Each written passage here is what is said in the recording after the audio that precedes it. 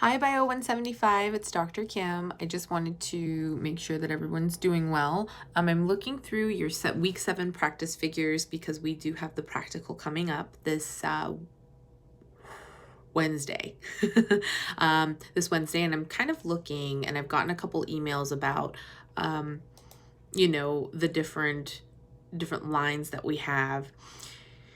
So I'm going to go through figure by figure. So the slideshow should look like this. So let's take a look. So with this one, I would really concentrate when you look at this particular figure.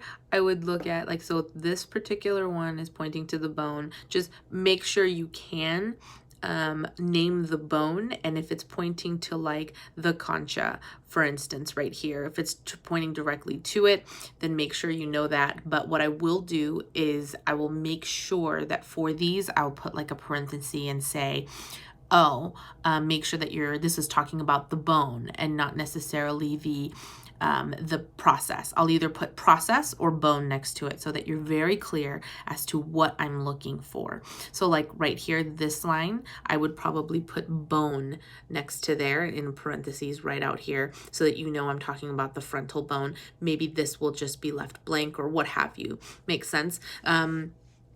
If I said this section of the frontal bone, then it might be the squamous section, things like that, because it is the flat area. But just so you know, I will be very clear as to if I'm asking for the bone itself or the process.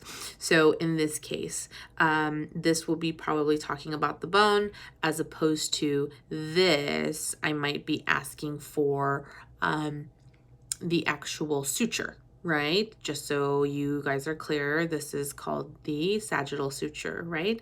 And this, if I ask for a suture, it'd be the lambdoidal suture. This is the parietal bone. I'm going to be very clear about labeling for ease of study and use. And here, looking at this one, I really think that it's a lot clearer as to whether it is a structure or a process or bone or suture. This is very comprehensive, and I like this one. This is similar, just on the internal piece portion of it. Yeah, so please make sure you understand, and I will have this little picture there too, just so that you know which view we're talking about. But that's it'll be clear because this is a little bit more confusing as to if you're talking about the bone or the structure. So this is talking about the foramen magnum, obviously. I will do my best to make sure that you are well aware. And during the quiz, even if you have questions, please ask me.